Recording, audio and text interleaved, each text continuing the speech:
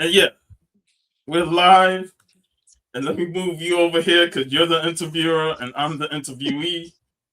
I'm being Yes. Hello. interviewed, so you Oh, go ahead and kick off. all right. Hello. Peace vibes here. We're at episode 7. I want you to guys, if you can, go follow my YouTube at Pete's_vibes. And today we're here with who are we here with? Puff Comics 83. Puff Comics 83. Do you want me to call you Puff or do you want me to call you by your real name? What do you want me to call you? Hey, You Puff, don't man. care. I know you don't care. Hey, we got to talk about the history we have together on For Instagram. sure. For sure. Well, we could, well, you know what? Why don't we, let's, I guess the first question I wanted to ask, though, and then we'll get into this, is the question I would actually, is Puff Comics because of Ghostbusters? Is that what it is? Most definitely. Okay, that's what I figured.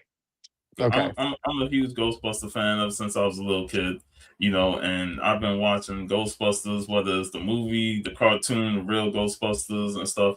And I just said I was coming up with a name. And I'm like, Stay Puff, So my original name on Instagram was Stay Puff 1983, Right. and it just changed about 2020 to Puff Comics 83, but it still kept Well, the Puff. what was the reason for changing it?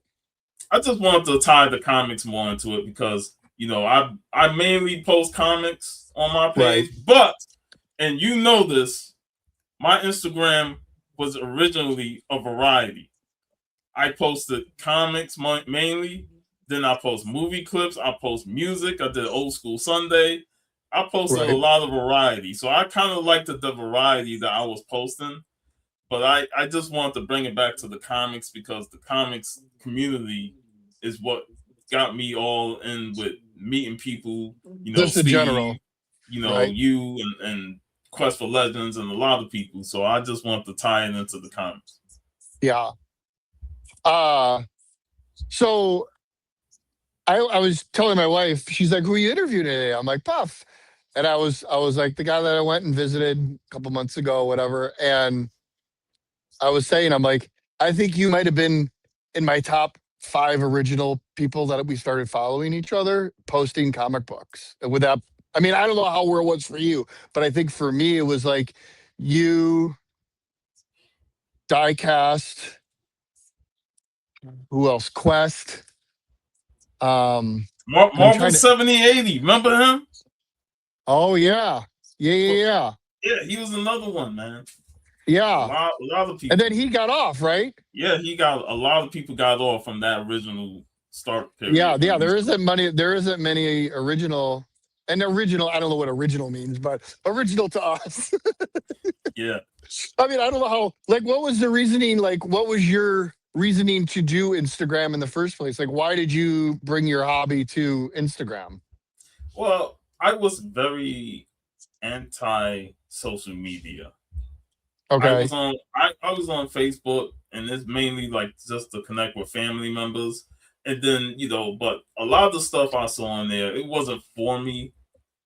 And then my brother, Jace, who I know you're going to eventually get on here soon. Yep. He said, well, why don't you share your comics? You got a lot of comics, share that. And I thought about it, and I was like, you know what, man, what I got to lose, I might connect with some people. So was he doing it before you? No, he's posting mainly video games. Okay. He was on Instagram. He kind of posts everything too. He's kind of he does video game comics, whatever. He started on IG like probably 2 years before I jumped on it, and he was primarily focused on video games and a few other things, but mainly video games.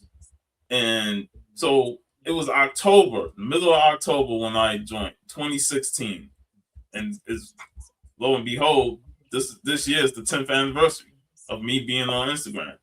Oh, nice! Congratulations. Yeah, and is that worth a congratulations? I don't know. Congratulations! You've been on social media for a decade. It's when you think about it, it's like, yeah, there's a lot of great things on social media, and there's a lot of bad things. Awful things, yeah. but I always try and highlight the good. And one thing when I started posting, slowly, and I started posting my Spider-Man comics and a lot of things, I started getting a little more followers, and I started connecting with people.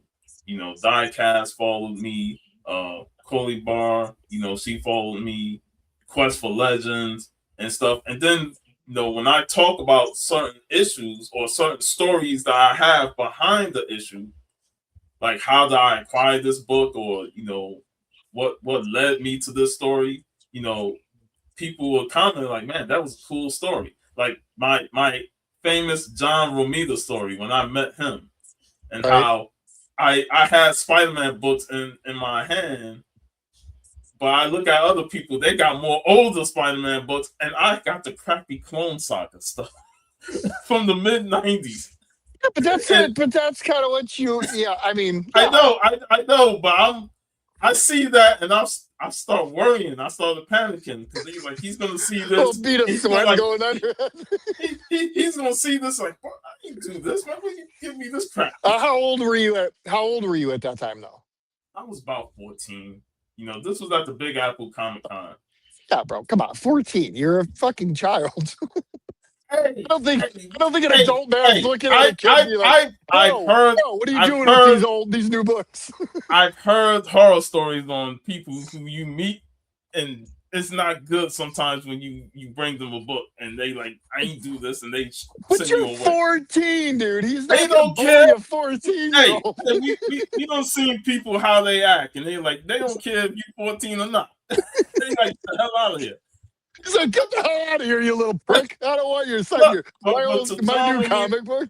But to John Romita Sr.'s credit, he saw the book. He said, I did not do this book, but if you want me to sign it, I will sign it. I looked at Pops because he was there, and he's like, yeah, let him sign it. They Spider-Man book. And he signed it, and, he signed that in a print. I was able to get a free print from him. And that was an awesome experience. Yeah. Was that do you still have that book? I still got them. Yeah. Maximum Carnage, man. The worst of the worst. Still got it. I look at it and I'm like, man, John Romita's signature on that book sticks out like a sore thumb. Did you ever post that book? Yeah, I posted it a couple years ago. I don't remember. Okay, yeah. I mean, like I said, we're looking at thousands of comic books a fucking day. I don't remember everybody. That's funny. Yeah, I got like over 7,000 posts. You have to scroll all the way back. Right, exactly. I know that's the problem with IG. That's the problem with it. It's like, oh, I want to show you something. Give me 25 minutes to find it to show you. Hold on, it's got to load. And then you get to that point where it takes forever to load. Right. And then you're like, believe me, when I find it, I'll send it to you. That's all. Yeah, that was an awesome experience, though. Was that kind of your intro into comic books, or what was your intro to comic books then? It's hard to say. Like, I dabbled a little bit during my early years, like maybe in the early 90s. But and how old were you? Like, what was your age bracket when you started? When people started giving you comic books, or you went to the store and got one, or the rack, like where like, do you remember anything about that? Like that first comic book you experienced, or somewhere around your first one? My aunt, I always credit my aunt. She passed away in 1995, but she was a big comic book reader, and she put me onto comic books big time. And she was the one that took me to a con in 1993 at the Roosevelt Hotel in New York. And me and my cousin, remember the picture I posted with me and my cousin standing with a guy cosplaying Captain America? I posted that 2 years ago. Right. And that was from that 93 con. And that was such a fun experience. And I'll never forget, we sat at a panel. Scott Lobdell, the writer of X-Men. Okay. We kids, we don't want to sit down and hear these people talk. We just want to go back on the showroom floor and look at some stuff. That's some cool stuff. And so, we hear the panel and all that stuff. And she got a book, X-Men, Uncanny X-Men 300. She got it signed by Scott Lobdell, and she gave it to me. And I was happy as a kid because the book looked cool. It was the shiny embossed cover and all that. It looked cool. I didn't even think about the signature. I'm like, that's good. The signature. I'm gonna open this book up and read it. Right. It wasn't until like maybe the late '90s where I started like saying, okay, this book is signed, so it's got to be important. When signed by the writer, the artist, and stuff like that. Right. When I was younger, I didn't really take them seriously. But that was like my first experience with seeing the writers. And then I'll never forget when we went to the Jacob Javits Center that same year, '93, and I got something to show on the New York Con. I met the cast of the Roger Corman's Fantastic Four. Okay. And it was surreal, it was a pretty fun moment. And as a kid, like, oh, this is the Fantastic Four. You're looking forward to seeing, this movie that's of the people you met. And I got a signed photograph of the cast, and it's signed by the man who played the Thing in the movie. I forgot his name. Okay. Yeah, I don't remember his name. It was a learning experience to the world of comics. And my dad bought me the stack of Ultra Flair X-Men cards, and that put me onto trading cards, and I got a whole shit ton of '90s trading cards and stuff, and that's what really like put me into the comic books, And you gotta also count in the fact that at that time you had the X-Men, the animated series, Spider-Man, the animated series, all that stuff coming out, and Batman, the animated series. So it's like, I had all this media to consume along with the comics. Right. And it really made me want to start buying the books and read them. I would go to the corner store. They had a newsstand, comics, all the comics on the racks. I would go in there, get $5. That buy you 2 comics back in the '90s. So I at least be in there for like maybe 20 minutes trying to figure out what 2 comics I want. And there's a bunch of them on the rack. Right. So that was like my experience, my introduction into really getting into comics. And I always looked at my aunt, God bless her soul. She really put me onto it a lot. She took me to some cons, and my dad also followed, take me to cons because he saw that I was interested in it. So that was a big part of, me growing into comics. Was your dad at all into comic books, or did he just take you because he knew your aunt got you into it? He was younger, but by that point, he was just focusing on parenting, work, and paying the bills. But he liked the the hobby of what I was doing, reading the comics and watching the shows. He would watch X-Men with us, whenever he was off. So he was into it, but he wasn't like a collector or nothing like that. Right. Sure. What's your approach to collecting now? Like, how are you? What do you? I don't know why I keep mansplaining every question I have, but just I do this every day. Every time I ask, I'm like, I ask a question that I'm trying to mansplain it. I'm like, what's your approach to collecting? That's the question. I don't need to ask it anymore. My approach was to get books. Like, one of the things growing up, you had Wizard magazine. Sure. And you had in the comics, when you read in the story and it hooks you, I like how they had the box, the editor's notes. What happened in previous issues? This happened in this issue. This happened in that issue. That is what really put me onto hunting down specific issues. Like, if I remember what the editor's note said about this story happened in this issue, then the next time I go to the comic store, I'm looking for that issue. Are you still doing that now? I still do it, but now I just have a knowledge of what I want. Like, I know what specific books I'm looking for. Sometimes I look at the CLZ app and I go through there and what issues I'm missing and stuff. But when I was younger, I used what the comics told me on certain back issues and stuff, along with Wizard magazine, to really like look for comics that I wanted so I can complete the series and read it in terms of like storylines, like Fatal Attractions, all those X-Men crossovers that span like freaking 15 comics and stuff. Like I Right. needed all the books so I could read the whole story. So I always look at those guys to say, hey, this issue number I need it. Gotta go to the Yeah. store. Or back when Midtown Comics first came out in '97, Okay. I used Midtown Comics to try and get everything I needed because they had a huge back issue section, and Sure. I will be going in there and I just dig through those bins and I go, oh, I need this issue. I need this issue. I pull them out. So I had a very early knowledge of how to dig for comics by the time I got into my teens. Yeah. When is that your teen? Like, what was Late your when did you transition from casual reader into collecting? the late '90s, because Yeah. I was the mid '90s was learning. By the late '90s, I already knew what I needed. So Right. I would go to Big Apple Comic Con. They would have like 4 shows a year, and I would go to at least 2 of them. And I knew what I was looking for. I would go in there. They had 25-cent bins, dollar bins.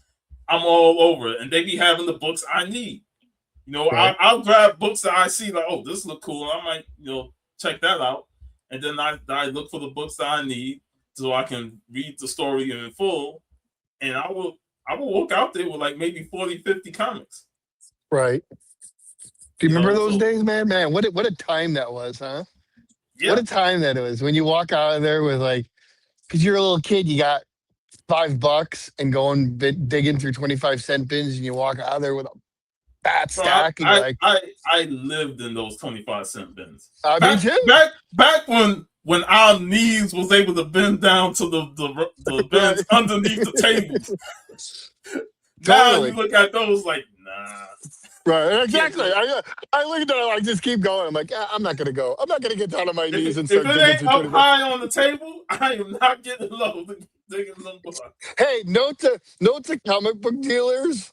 Don't put your shit on the floor, bro. Nobody's going through that shit on the floor. So you're calling all that stuff for what? Maybe 5% of people who are going to go down there and dig on the floor, and it's going to be the little kids, which is fine. But like, Now, well, I have seen some older people down there. Hey, when Al came down to hang out with us, we went to a comic shop. He was on the floor, sitting on his ass, digging.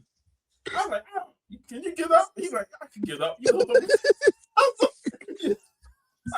So I was like, some older people can still do it, I mean, I could do it. I just would rather not do it. I could do it. I just don't want to do it. There's a 0% chance of me ever doing it.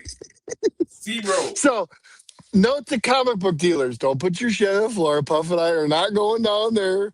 You could have Superman #1 down there. Don't know. Don't care. I don't even want to know what's down there. Bring it up if you want me to buy your books.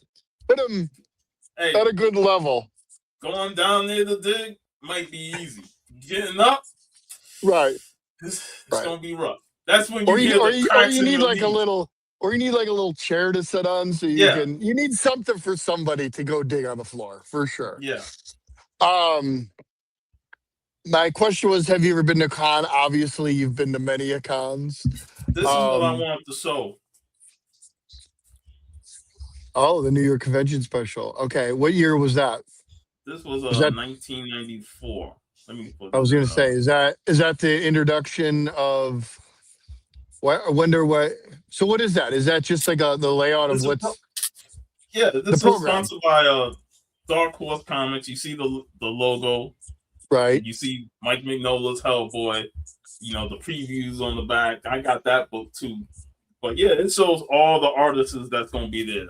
You see nice. John Burns' name. I have some of those. Yeah, I got some of those old promo for shows that I weren't at. I just have them, which is cool. I was going through this and I was like, man, look, all the artists there. Some of the comic shops that I occasionally used to go to whenever I was in the area. Right. And I was like, man, and there's a comic that I'm gonna share of the artists that I met there and I got signed. But let me find. Are you big into signatures? Are you a signature guy? Back then, it wasn't really something that I was interested in. No, but now, are you into it now? Do you feel like that's something? I mean, I know we did Claremont together, you and I and Yeah. stuff, but I'm like, is that stuff, or is it just like, there's a handful of guys that I'd like to get a signature from, and that's about it? Is that more what you're at, or? I became big into getting signatures by the 2010s. And because I was like, I always go to cons to buy comics and whatever things. But then I was like, you know what? Let me meet some of these creators. I never really took that time to go meet creators, and that was when I started doing that, it became a fun thing because you will meet some really cool creators. I'll never forget when I first met Greg Capullo. Coolest guy ever, man. He was awesome. Just talking to him and meeting him up. Tom King, he was awesome. We got to do mean mugging polls and stuff. So it was around the 2010s because I took a hiatus from comics for like 5 years, and then when my brother saw we was cleaning at a building, and he saw a program for MegaCon, he was like, "Yeah, let's go to MegaCon." We ain't been there for like 7-8 years, and that was the first time that I was like, you know what, I'm gonna meet some creators, and take that chance to meet them and get signatures and get a chance to talk to them, get to know them. Right. And that was a cool experience. Now, again, like I said earlier, you're gonna meet some people that they don't really have that interest in meeting people, or they have a bad attitude, and it's just so fucked up, dude. That's how life is. Sometimes you doing so many cons now to the point where you go there like, I just want to get this over with. It's bad mentality to go in with that mentality, but you're gonna have that type of human emotion when you meet people. But this character here, that the artist is Nelson, the creator. Okay, I got that comic signed by him. I'm gonna show that when we show my top 5. But, okay. But yeah, that was pretty cool to meet, and yeah, I was going through this. It was just taking me back in memory lane. Well, that's good. That's cool. Yeah, I had to find this book. I was like, fuck, I need to find this book because I want to show this book to Pete, talk about it. With the con question. So yeah, I was like, man, I gotta find this book, and I found it 2 days ago. It was in. Did you have you ever done a cosplay at a? Not interested. Not interested. I realized that cosplay is a lot of work. It's a lot. Okay, right. It is. Yeah, it is. That's why I have respect for the cosplay community. Right. And I when I was younger, I took pictures with the She-Hulk, a lady dressed up as She-Hulk. There's a funny picture. I never shared it. A guy cosplaying the Punisher. And I love the Punisher. But when I took the picture, I did not know that he had a fake knife to my throat. Oh, he did it in the picture, and you didn't even notice? You didn't notice it when the picture was taken? I didn't know until I saw the picture. I'm like, wait, he got a knife to my throat? What the hell? I'm smiling and shit. And he's got a mean mug on his face with a knife to my throat. I was like, go ahead, Frank. Kill me. Kill me, Frank. I'm right here. Do it. It was like he was holding that knife like, don't you ever become a criminal, because I'll come at you. That's funny. I got a photo with Archie, a guy with the big Archie head. Yeah. I don't do a lot of photos of cosplayers, but when I see somebody do either it's really good or somebody like off the beaten path, like, bro, that's a deep cut. For me, it's like a deep cut that I know. You know what I'm saying? I always I've seen it now a couple times, but I've seen a couple people do like Forbish Man, which is not that difficult of a cosplay, but it's like nobody just does a Forbish Man. Like, you got to know something about Marvel Comics in order to do that character, Yeah. So that's the kind of shit that those are the cosplays. And then obviously, like, my favorites, like a good Elektra and blah, blah, blah, I'm always down for it. But so all right, let's just go. I mean, I know you're eager to show us your top books right now then. I'm gonna. You got 5, right? You pulled 5. Yeah, I got Or 5. I mean, you can pull as many as you want. I don't give a shit. We got time. But. These 5 books. These 5 books represent a lot of my '90s reading. And they're not specifically Marvel and DC. And there's one Marvel book in here, but it's not a popular Marvel franchise because I don't even think it was really Marvel. It was more like Star Brand and stuff like that, or one of like those the new universe stuff. Yeah, but it wasn't even under those 2. But it's not really a part of the Marvel universe. So I'm gonna start with this because this was my introduction to Jack Kirby. Okay. I was young and I didn't know about Jack Kirby creating damn near all of the Marvel universe in the 60s. Right. And can I predict it before you show it? Can I guess what it is? What is it? Let me guess. Is it something I'm going to probably be able to guess? Or is it something that's going to be so off the beaten path like there's no way you're going to know this? I want to hear your guess, man. Is it later 70s stuff? I'm assuming it's going to be later. Okay, then I'm going to have no idea. I was going to say like OBAC or some shit like that. But go ahead. I tried. Secret City Saga. I don't even know that. Oh, that's a Topps comic. Okay. Yeah, because this was the last work that he was behind that he did before his passing. The Secret City Saga, Captain Glory, you got Bombast, and Night Glider. I have all their single issues because they have all one-shots, and this was my introduction to Jack Kirby. And then I remember when I heard about him passing, I was like, man, I liked these stories when I was a kid. And then the older I grew, I was like, oh shit, Jack Kirby runs deep. Like he created Marvel, he created a lot of stuff in DC. He's done Marvel, he's done DC's, the Golden Age and stuff. So that was the beauty thing of learning more about comics is that the people that you read later in life had a huge impact early on in life. Sure. But I used to read the hell out of this stuff. And the Bombast one shot had a guest appearance from another character that I'm going to talk about in my top 5. And I want you to guess that because you know who he is. Okay. Is that what we're going to do next? I'm still doing my top 5. No, is that what you're going to show me next? Is that book, the next book that you're saying I'm going to guess? I'm going to show it last, so I'll let you know. Okay. This one... I don't mean to get ahead. You may know this character because he created by Jim Starlin. Okay. That's Dreadstar. Oh, yeah, Dreadstar. Absolutely. I got it. I had issues 10 and 14 growing up, and I reread those books like crazy. Like issue 10 had no cover. Like I read it so much the cover got detached and it got lost, but I still have that coverless book. And 14, I think, was the one where Lord Papal broke his sword and he started aging. And that shit was riveting to me as a kid. I would reread them nonstop, and I'm like, man, I need to get more Dreadstar books. I need to complete the story, and of course I got issue 2 behind it. But yeah, I really loved the Dreadstar growing up, reading it. Dude, Starlin's great. I'm a huge Starlin fan. Yeah. Starlin was great, man. And I hope one day, I wish I was going to Heroes Con, man.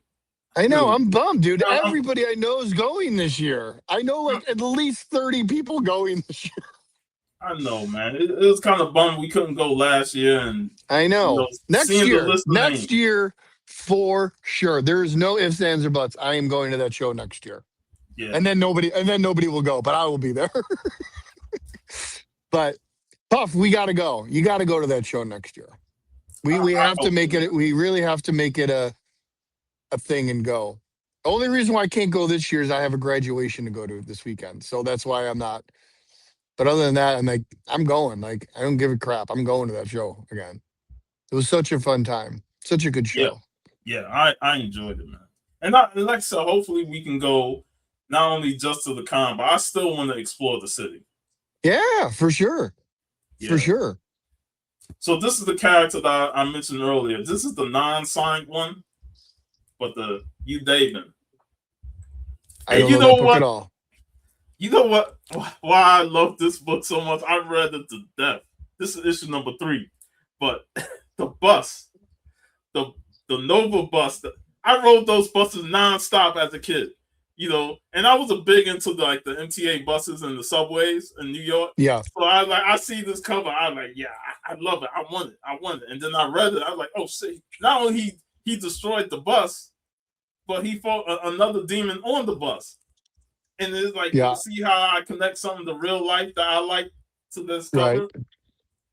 And it was a 3-issue miniseries, and I know he made a couple of appearances in the other books. He did a crossover with Vampirella, but yeah, this was another book that I read nonstop in the 90s, man. I had issues 2 and 3, and I finally had to get one like years ago. Yeah. Yeah, this was awesome. This one is the Marvel book, but this was the one that I said it's not under like the Marvel universe, but it's a really good story. And this one of those books where I was like, I recommend people to check it out. We Who Are About to Die. Strike Force Mortuary. Oh, yeah. Yep. I remember that. I remember that book very well. That's definitely a 25-cent bin book. Yeah, and the story of, an alien invasion coming to Earth, and then these people, they get injected with superpowers. But there's a catch. They can only go as long as the power is active, and then at the end they're gonna die because the power is gonna go super active, and they're gonna die. So it's pretty much a short-term solution to try and help out in the war against aliens. Right. And I do remember that book. It's been a long time since I read it, but I remember getting that. I think I had that whole run, the 25-cent bin run, and I was like, "Ooh, this looks fun." And I remember reading it as a kid. So yeah. And it's still shrink wrap, but I got the omnibus. Oh, they did an omnibus. Wow. Yeah. Okay. So I gotta read this. How many issues did they do with that run? I thought it was only like a 4 or 5 issue run. No, they had 30 issues plus a 6-issue mini after. Oh shit. Okay. Wow. Okay. I remember like the first 4, maybe 31 issues, and then the 5-issue miniseries that followed it. Oh wow. Okay. I didn't know that. Yeah, it was a really good run, man. Early on my beginning YouTube. If you go back to some of my oldest videos, you're gonna see a video titled Mortuary Monday, and I reviewed like the first 4 or 5 issues of it before I stopped doing it. I'll have to go back and watch it then, because that'll real jog my memory then about it. Yeah, but that's cool. Now, this book, there's 2 books, but they're pretty much the same story. It's a crossover. Okay. Teenage Mutant Ninja Turtles was huge in the 90s. Sure. And I watched the cartoon. I had the toys. I played the video games. I just loved the Ninja Turtles. You were turtle crazy. Turtle crazy. They crossed over with a character that I mentioned. I didn't mention him by name, but I mentioned that he crossed over into Bombast. Okay. And this character, I want you to guess the character. Jeez. What? Okay. What? He's an indie character. Yes.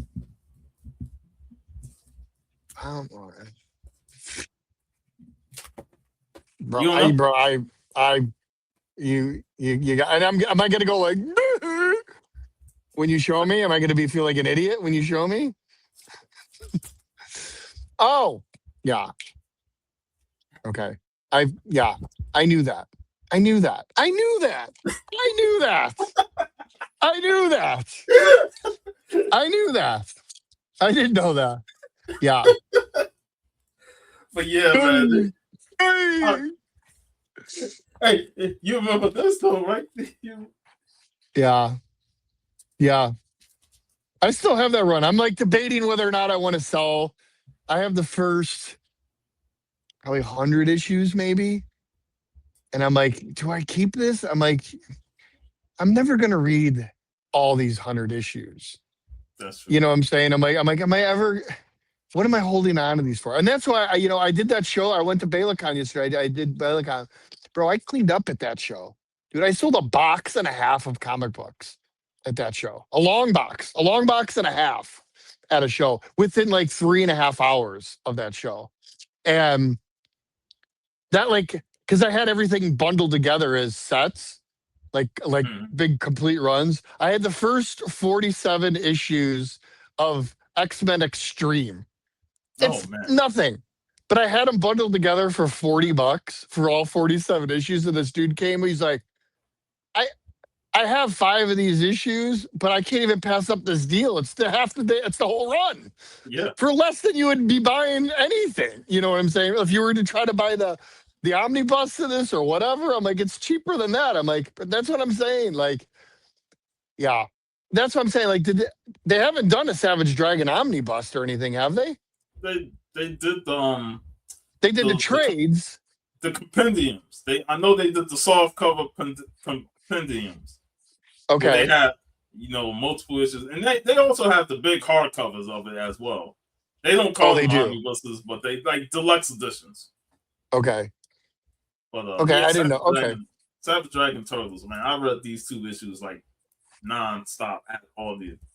And what connected you with Savage Dragon? What was your relation to Savage Dragon? Like this and that Bombast issue, because he was in that, and I love these 2 books so much. And the funny thing is, because I didn't have a comic shop next to me, I only relied on the newsstand, and they didn't get Savage Dragon because it's an Image and stuff like that. Right.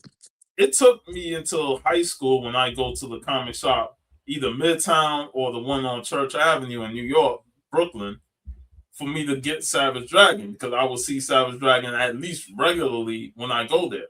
So by that point, it was like in the 40s. And then that's when I started being more of a consistent reader. I had a lot of catching up to do.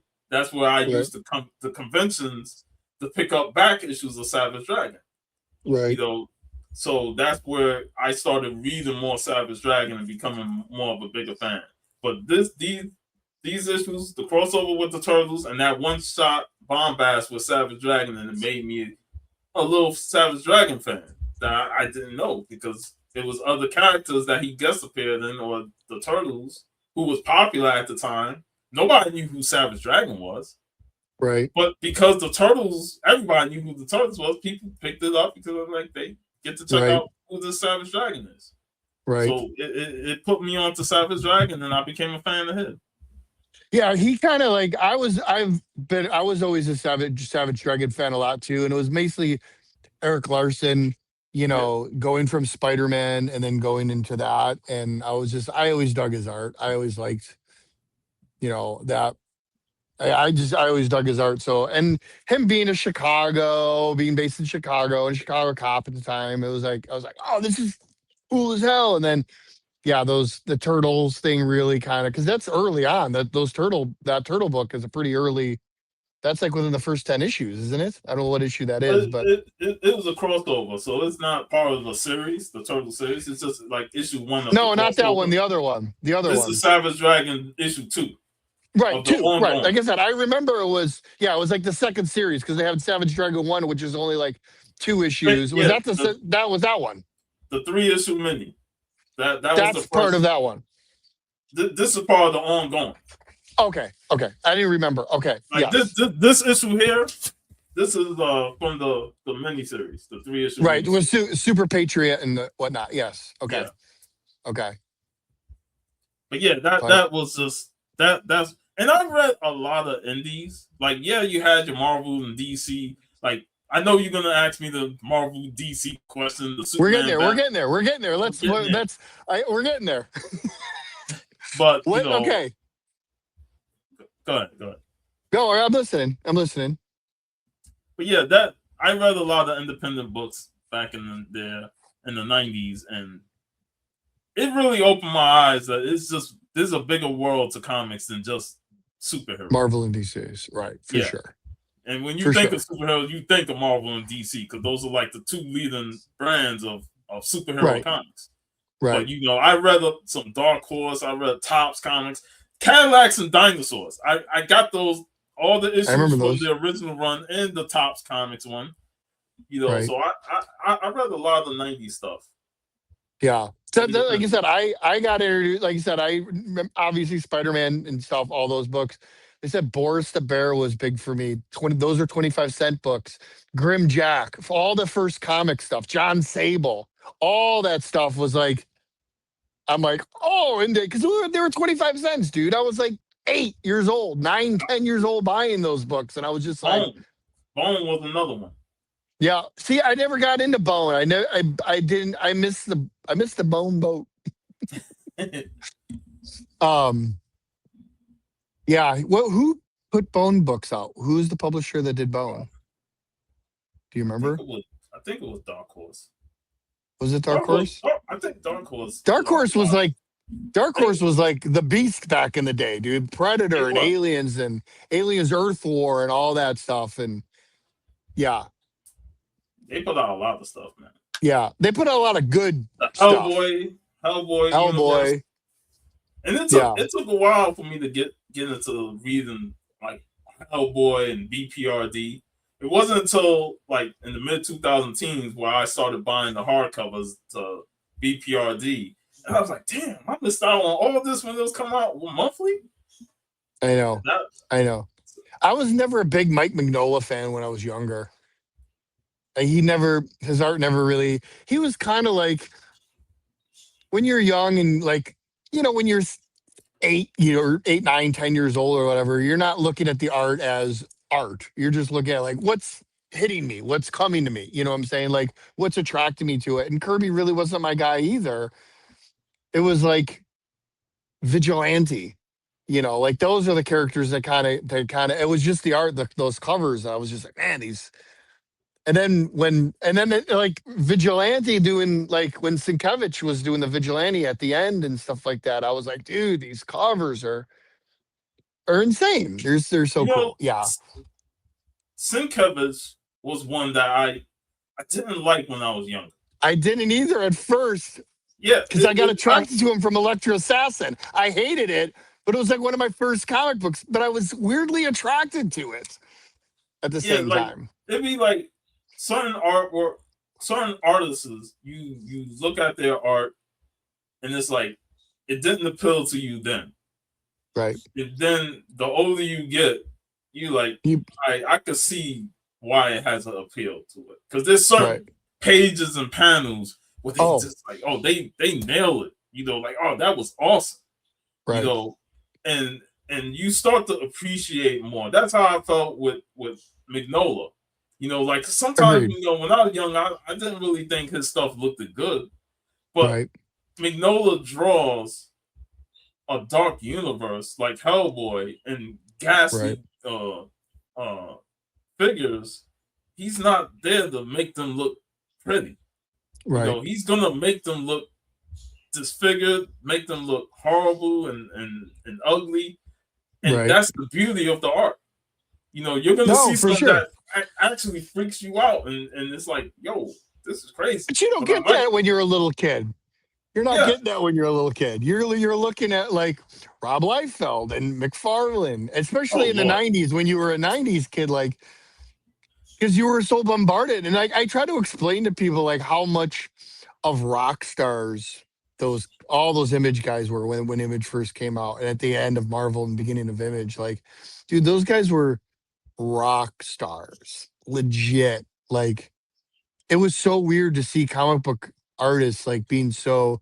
It's like the Rob Liefeld Levi commercial. Like, why the hell would you get Rob Liefeld to do a Levi commercial? But that shows you how big he was at a time where Levi's like, we're going to get Rob Liefeld to be our spokesperson. It's crazy. That's insane.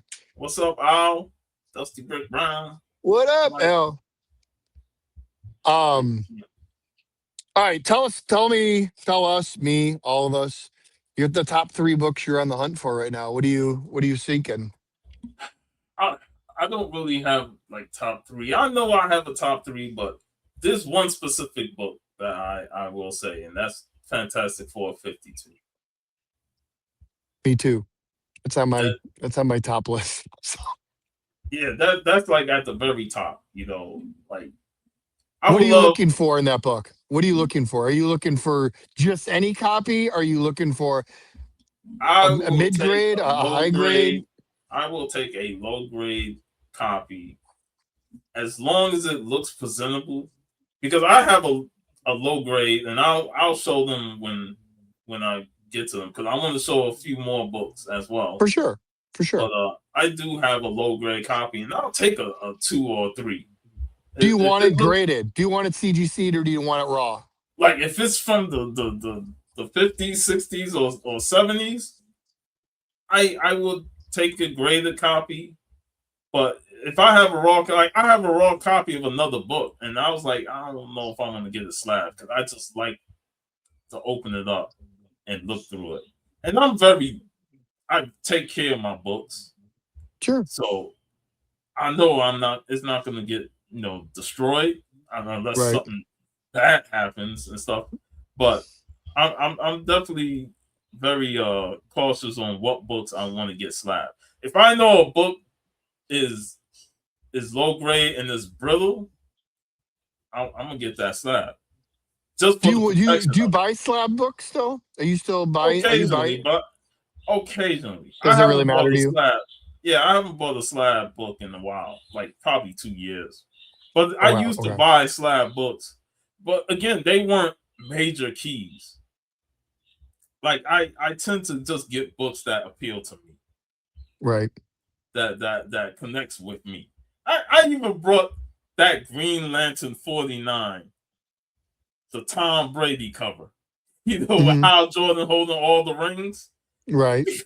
Because it even as a kid, you see that it just looks so surreal to see a hero losing his mind, and he's like he done Right. took out all the lanterns and he's got the rings, and Right. it's like, yo, this is crazy. But it just looks so good with how the art presented it. I like, let me get that slab, man, because and it was cheap. I like, shoot, dude, so Right. for It's not twenty even a big dollars. book.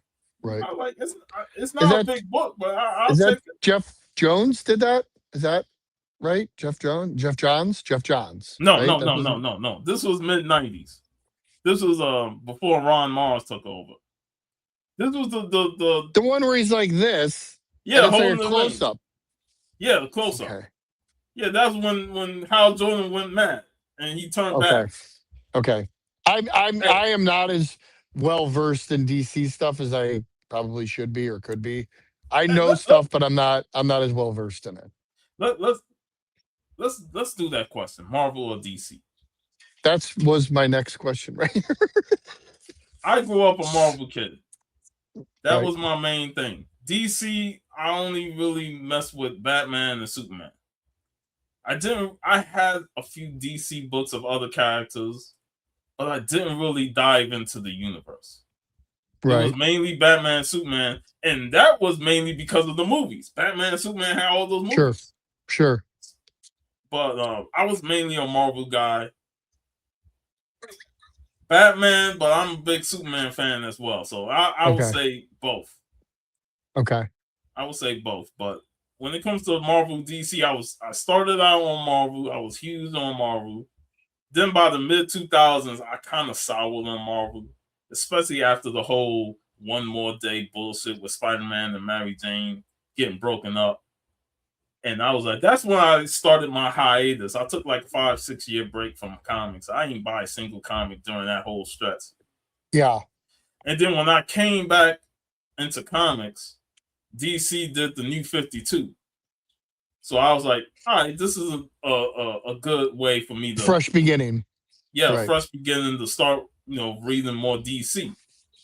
And the Scott Snyder Batman run was amazing, even though I had some issues with it. The ending of Court Sure. of Owls and certain storylines was like, all right, now he's being like very over pretentious and with his writing. But overall, I really enjoyed it. And there was a lot of things I liked the New 52 and a lot of things I didn't like. I didn't like certain things they did with Superman.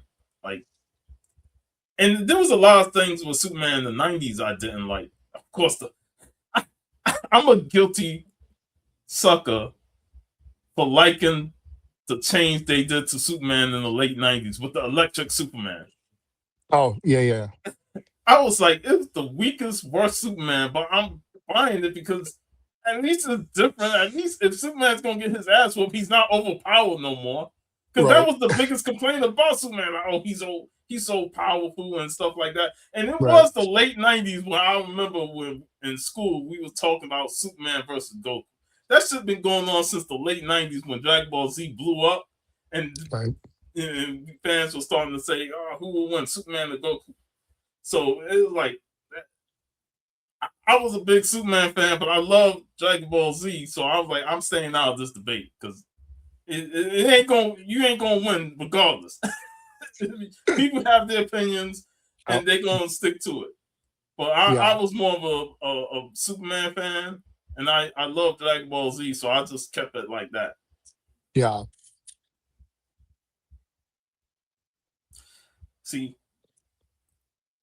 I got 2 tubs of Spider-Man and X-Men comics, so that's another both. What do you have? Okay, here's a better question. What do you have more books of, Batman or Superman? As far as the collection is concerned, do you have more books with Superman in it or Batman in it? I will say my Batman collection kind of grown a bit more.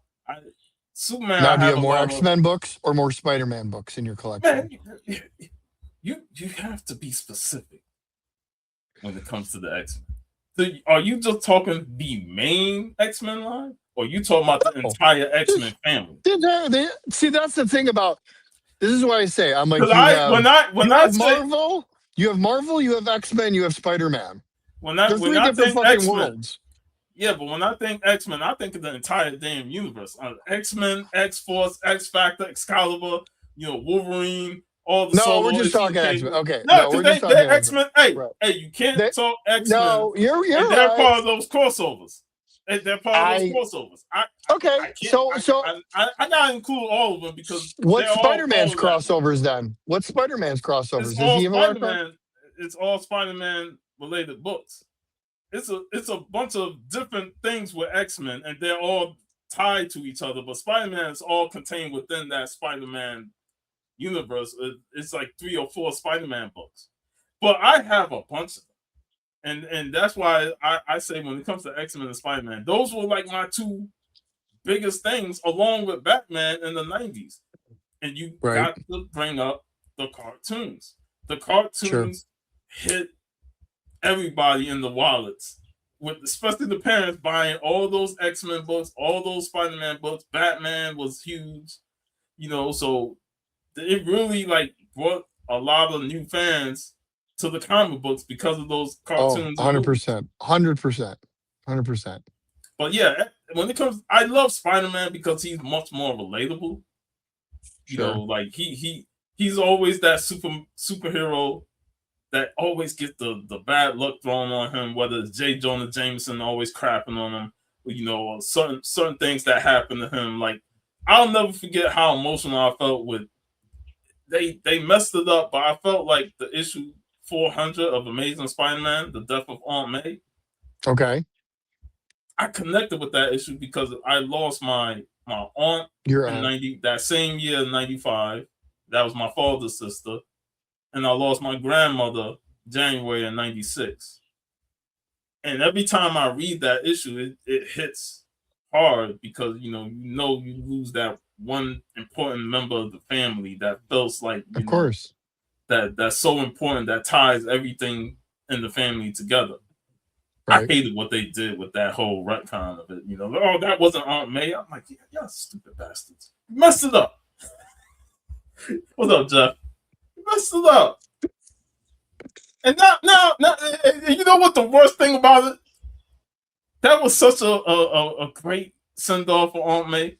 They brought her back by the mid 2000s. I'm like, man, just kill her, man. I'm sick of Aunt May. Aunt May was the reason that Spider-Man gave up his marriage to Mary Jane with Mephisto because she got shot. I mean, let her go. She should have died in 95. That's how. I mean, you got a point.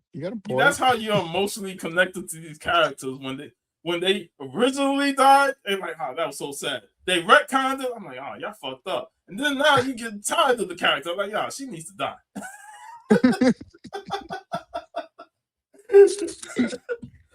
Yeah. All right. Top 5 favorite heroes. Heroes. And then we're going to do top 5 favorite villains. You know what? I forgot about that question. All right. So Spider-Man, Superman, Batman, Wolverine, and I want to throw a random out there, and because I showed him earlier. I'm gonna throw Savage Dragon, man, because he's one of my favorites. You know, fair. That's are you trying to look for any Savage Dragon books? Are you out on the prowl for Savage Dragon books? Or are you buying them weekly or monthly still? Because they're still coming out. Which I don't even have a pull. I stopped buying new comics early 2024. So I don't really buy weekly comics anymore. And I want to shout out VV, Ranger and Vigilante. He helped me with some Savage Dragon books that I was missing in the hundreds. You know, no, I didn't mention Conan. With no Conan for the top 5 heroes. Not today, at least. Maybe tomorrow, if I ask you the same question, it might be different. But I wouldn't even really. Conan is not really he's a different type, and I wouldn't even say like he's 100% hero like, right? You know, so, right. But yeah, VV, I give him credit for helping me build my Savage Dragon run, and you know, but these last couple of years, I just haven't really been looking for anything. I'm going to ask you a question that I would assume you would know, and if this does exist, I need to find it because now that we're talking about it, Conan and Vampirella, did that crossover ever happen? I don't think so. I would have had the book that it did. I would have to ask Jeff then. Probably Jeff would know. I haven't seen it because I know I would have had it. That's what I would assume. Like, doesn't that sound like a hell of a crossover though? And yeah, it would, because you've seen Red Sonja and Vampirella crossover multiple times. Of course. That's what I'm saying. Did they ever do a Conan one? I don't know. Like I said, now I gotta look it up because, like I said, I would have known it, and I would have had it. Do you have the crossover of Gru and Conan? Huh? The Gru and Conan crossover? No, do you have that? I don't have that. So it's fine. Jeff said we need to make that happen. So yeah, we need to make it happen. Yeah. All right. Since you don't have them though, but off the top of your head, 5 favorite villains. Doesn't have to be Marvel or DC. It could be any villain, obviously. Also, Magneto. Always liked the Mr. Freeze because he was somebody that was. He was a villain, but at the same time, he was a tragic villain. Right. I love Sabretooth, you know, like he's just a villain that you love to hate. Sure. You know, Apocalypse, I was a big fan of Apocalypse as a villain. And my 5th villain, there's so many great villains. No, there is, for sure. Oh, Dr. Doom. Dr. Motherfucking Doom. The only villain that will fuck with everybody in the entire universe. Right. Dr. Doom, man. Dr. M.F. Doom.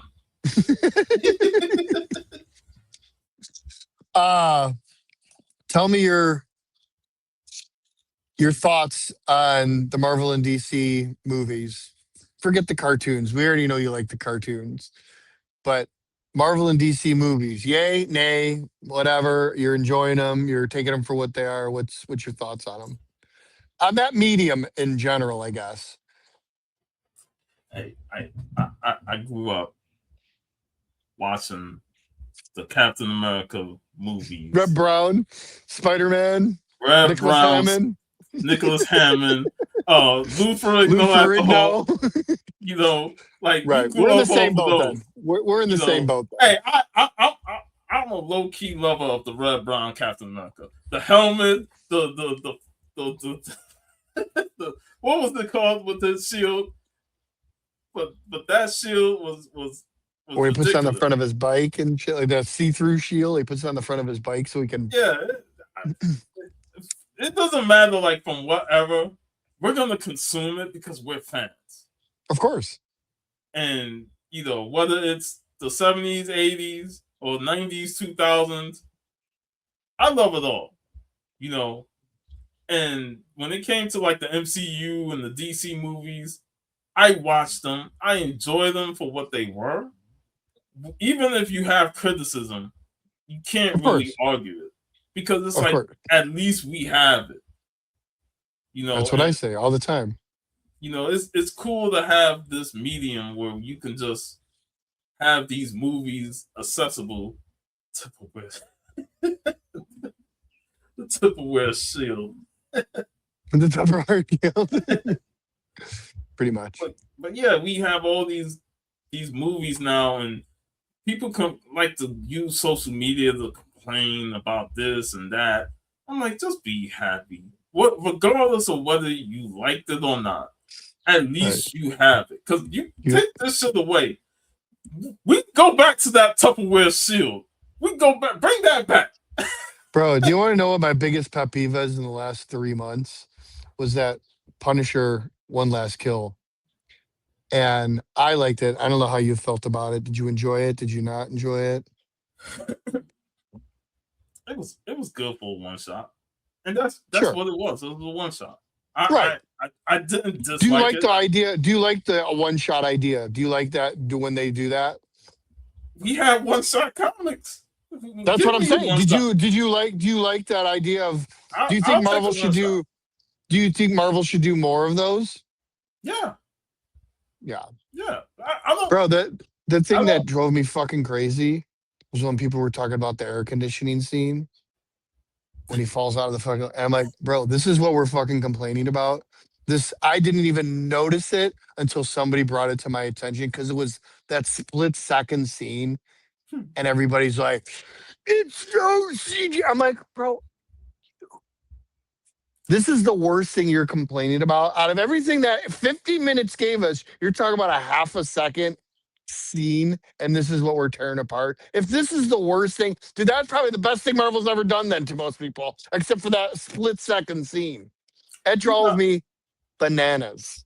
People will dissect one little scene and make a 15-minute video dissecting that one scene. I know. And it's that's why I hate the internet. That's why I hate the internet. That's the one thing I hate about the internet is that. I mean, it is what it is, but I'm not going that far trying to dissect. I don't want to be negative. I don't want to be negative, man. Like I want them to keep making stuff. The more people shit on stuff. Did you go see Masters of the Universe yet? No, I ain't seen it. You're not, are you gonna? Do you want to the theaters? Do you want to see it? Are you into it? Are you into that?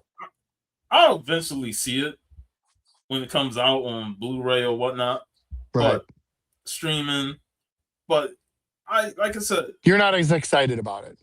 Yeah. It's fun. Yeah, dude. I'm not. It's fun. I saw it last night. That's the thing. Is like there's gonna be people that hate it. There's gonna be people that's in the middle, and there's gonna be people that love it. And I'm like, hey, everybody has an opinion. If you love it, great. If you don't like it, hey. Did you play with He-Man when you were a kid?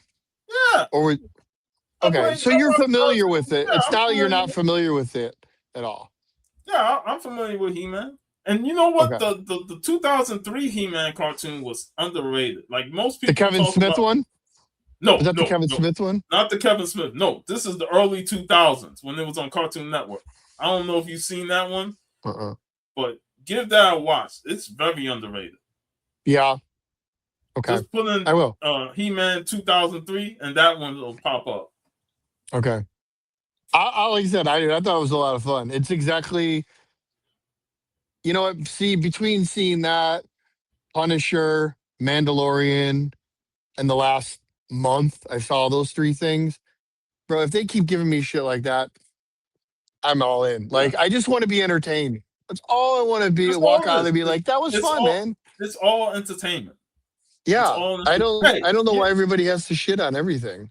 hey, I like the '87 Masters of the Universe movie with Dolph Lundgren. I like Dolph Lundgren's Punisher movie. I grew up watching that. I love it.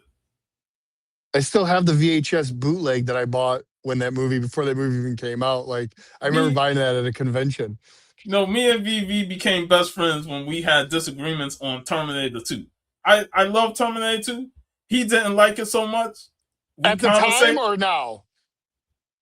Huh? At the time when it came out, or do you guys disagree on it now, or are the opinions different now than they were? Terminator 2 wasn't his favorite.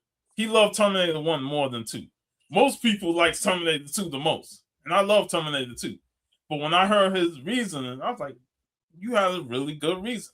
We became best buddies. And that's the thing. And then we found out that we both loved the Super Mario Brothers movie from 1993. I was like, yo, I love you, bro. I love that movie too. I don't think I ever saw it. I was never a video game guy. My only introduction to Mario was Donkey Kong and Donkey Kong Jr. That's all I know of Mario. I don't know anything about the Mario world except for Donkey Kong and Donkey Kong Jr. That's as far as I went for that. So you're being a foreigner listening to Jace talk video games. Yeah, I had a ColecoVision when I was a kid. I had like 4 games. My favorite game for ColecoVision was the Cabbage Patch Kids. That was my and Looping. And Looping was another game I liked a lot. But yeah, video games are never, and you know what? And I see the trailers for that new Wolverine game, bro. That game looks insane. It's awesome. The game it looks so cool. But I'm like, I'm not gonna go buy a game system for a video game that I'm gonna play for about 10 minutes and then I'm gonna lose interest because that's my problem. Like I won't. I'm going to spend all this money on something I'm never going to play. It's like they did with the Wii. I bought the Wii, and lucky if I play it once a year.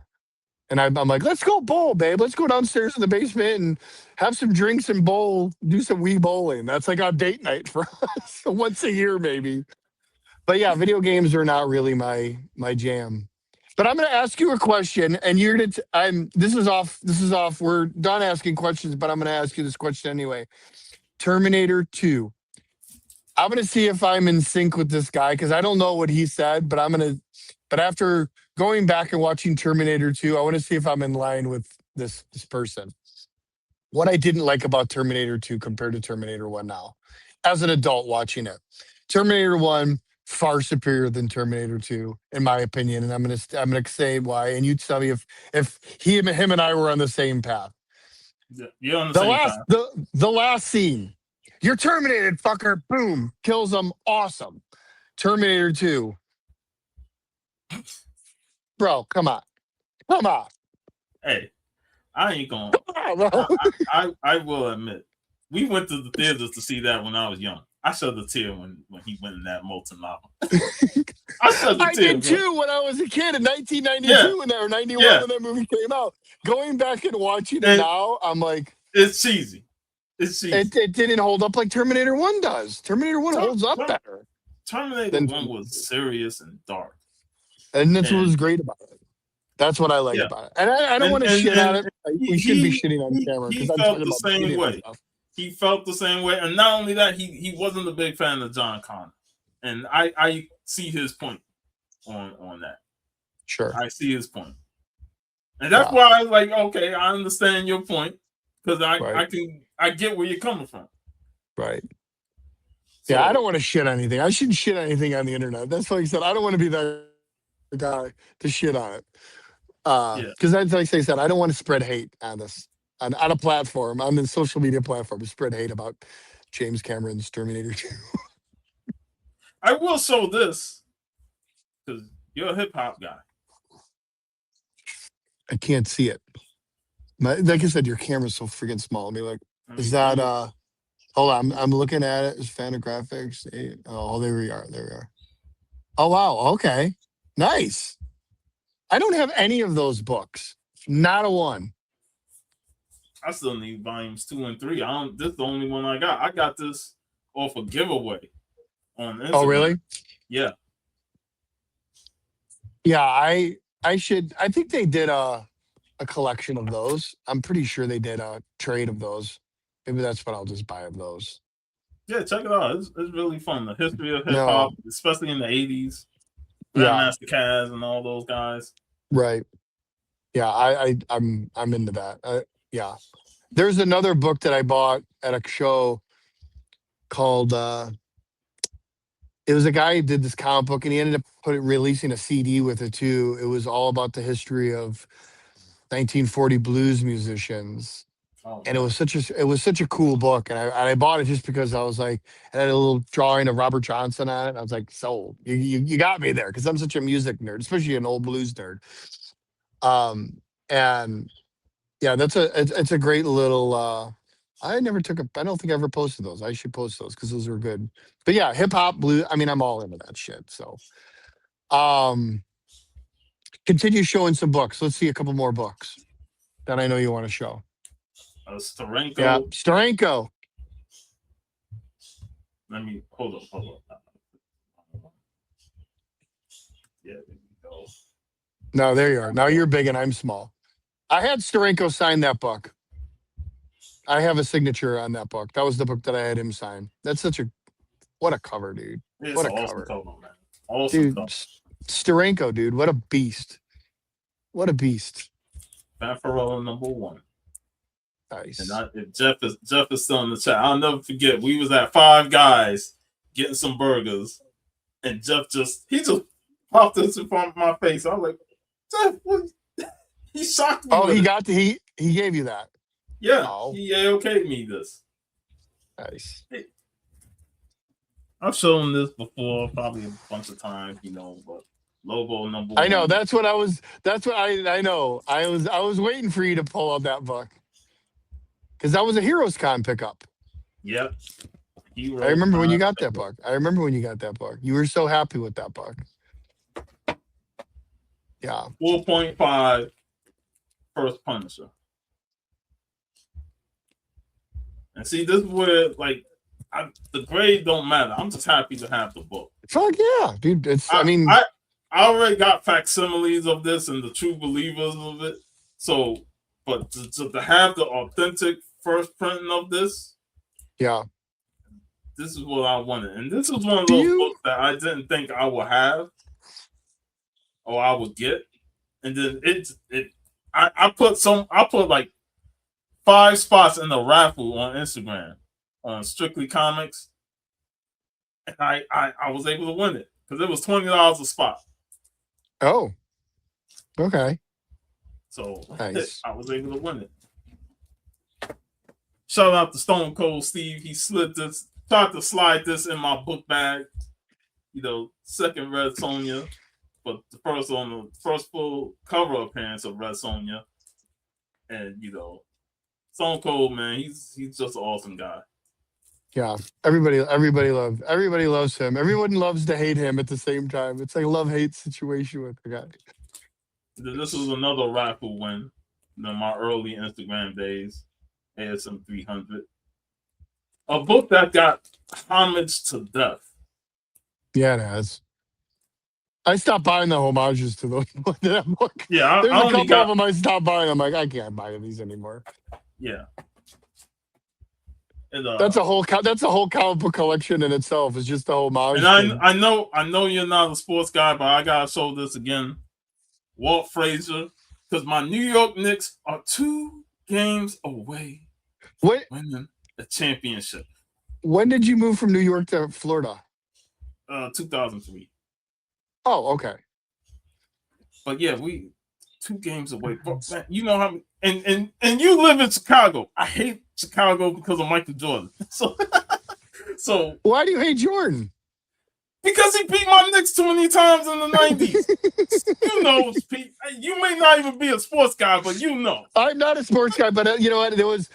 Everybody was Bulls crazy at that time. When Bulls were winning championship, it was impossible. Just like, yeah, dude, it was such a time to be in Chicago, dude, at that time when the Bulls were just cranking it. Like, it was insane, dude. If you didn't even have to, it was just so in your face all the time. And not that it was bad. I didn't not like it. I was a Lakers guy at that time when the Bulls were really big. Like I was all like AC Green and fucking yeah, like that was yeah, Magic and all that stuff. That was he would they would the Lakers. I don't even know why I was a Lakers fan. I have no idea why I was like Lakers. But I was a You just Lakers had fan. the purple and yellow on your back, and you was a Lakers fan. Huh? Yeah, I don't know. I don't know what the hell why I was obsessed with the Lakers during that time. Because I mean, they were like right behind the Bulls at that time too. Like they had a killer freaking team. And then, like I said, and also at that time too, then you had the Olympics and you had the team of teams, and the Olympics. You just had everybody. You're like Carl Malone and just everybody, dude. I did like sports for a while and I got out of it. I was a big Red Sox guy. I was a Boston Red Sox fan and a Cubs fan, and I stopped watching baseball after Harry Carey passed. That for me, like that was my grandma loved watching the Cubs, and I remember watching the Cubs games with her. And then after he passed, it was kind of like I was just older. I just got out of it at that time. But Harry Carey and Steve Stone, man, those two guys, those two commentators together were such a trip when I was, a wee little lad. But yeah, I haven't watched sports in a long time. Long time. Like I said, my dad used to take us to baseball and basketball games, mainly baseball, because take that trip up to Flushing Meadows to see the Mets play, and hmm it was a big part of my life. I got a whole bunch of baseball cards. You talk about collecting stuff is comic book cards, baseball cards, basketball cards, football cards. I was just all into that type of sports. So Yeah, it was a big time as a baseball fan and sports fan in general. So yeah. that's why I'm hoping the Knicks could win these two games to sweep the Spurs and get this championship, man. Do you still have a lot of baseball cards and those cards left? Do you still collect those? Do you still collect them at all? Do you still buy them I once in don't a I while? don't I don't buy them, but I still got my entire collection that I had from the '90s. Oh, nice. Still got it. I showed it on who was it? Simply Incredible. He's a baseball guy, and I showed him a lot of my cards on his show when he interviewed me. Yeah. But yeah, that was a huge part of me, and I still got all those cards. Do you have a Keith Moreland rookie? I don't know. I mean, what year was that? I don't remember. The 80s? That was 80. That was 80s. Keith Moreland was in the 80s. I'll have That to just check. shows you that just shows you how far back in baseball I go. And I'm like, Rick Sutcliffe, dude. Like, why? What? Like when it comes to my collection, it's like from the mid '80s going into the '90s, and then some Right. 2000s. But I got like baseballs. Like you remember the baseball I showed, well, the Negro League players that signed it. Because my dad knew a person in New York. He used to deliver his mail, and he played in the Negro Leagues, and he was able to connect with other players, get a bunch of signatures on the ball, and he gave it to my dad. Oh wow. So that was a big piece. That's why baseball was such a big part of my life growing up. You used to go to the park, play baseball, hit the ball up, see if you could hit a home run or something like that. It was just fun time. Sure. Yeah. Do you got any final thoughts? We're gonna wrap it up because we're about an hour and 18 in. So I'm gonna wrap it up. You got any final thoughts? You got anything you want to share before we part? Like I said, I've been inactive on the social medias, even YouTube. Like this is the first actual live stream that I've done on my own since last year when I did the show with BB. But if it ain't with the Common Call crew or with Al, I don't really do much live streams on my own no more. But I don't know, man.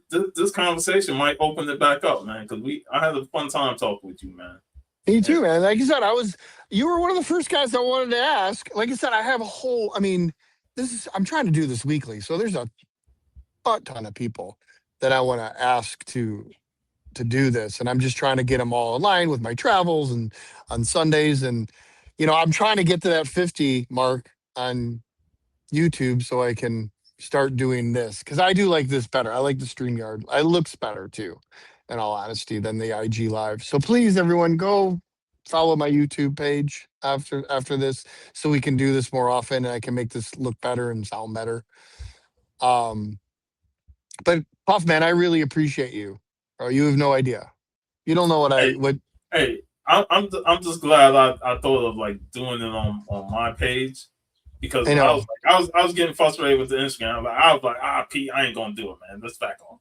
But I was like, you know what, man? I want to talk with Pete. I want to talk with you and have a fun time. So I was like, let's do this on YouTube, and I'll download the video and send it to you. Do you have WeTransfer? No. Let me show you this again. No. I don't know what that is. It's a page where you can share larger video files, transfer via there. That way, if I send it to your email, I don't know whether or not you'll have to go through. I have to allow you to download it and stuff. So I'll try and do it that way, but I'm also send it to you via. Is it something? Well, how about this? We'll get off and then we'll talk. I'll call you real quick and we'll talk about it real quick, so we don't have to waste the time on the show about this. Yeah, I'll call you when we're done with this, and then we'll try to figure out a way to stream this. And I'm sorry to anybody who tried to watch on Instagram and didn't get it this morning, but it's going to be posted on YouTube for sure within the next day. With today, I'm going to try to get it on YouTube today. Yeah, I mean, like I said, I'm still coming out in October to see you. I still have that on my calendar, so hopefully you can join us with that, which you better be joining me on that because I'm not coming down there not to see you. You gonna be like Bueller when I didn't go to MegaCon and he called me up on the phone like, Puff, I ain't come all this way to not see you. You better come on here to see us. Well, that's what. Yeah, no, for sure. That's what I'm saying. Like yeah, no, I don't want to do that. I want to hang out. Like I said, last time we hung out, it was nice. It was fun, and it was nice going to the comic shops and not doing the convention. I thought that was really fun of just getting people together, and that's really what, like, fucking Hialeah. This is the best part. This is the best part of just hanging out and doing this. This is the best part of it, and this is exactly. The fellows are coming up on the 21st. You know, Brian, Steve, and Jeff. They're gonna come up on the 21st to hang out. So. Yeah, and Schultze's coming up with me. Nice. Did I tell you that? Did you know that? He's coming down? He's coming down with me. We're gonna fly down together. Him and I are coming down together. Awesome. I saw him yesterday. He came to the little show we went to yesterday. I love that guy, dude. He's another dude. Like, such a sweetheart, dude. Just such a great guy. I'm just such a nice guy. I don't know. Whatever. But I appreciate you, Sean, doing this. No problem, man. Sean Puffy Comics 83. And thanks to everybody that showed up in the chat. You know. Yeah, man. Thank you, everyone. And we'll talk sooner than later. I'll call you when I'm done here. And next week, I think I'm going to do one next week too. I think I got a show next week. I don't know who I'm doing it with, but I got someone. But thanks, Puff. I appreciate you doing this. No problem, and I'll talk to you soon. Okay. All right, man. Later. Bye, everybody. Talk to you guys. Ciao.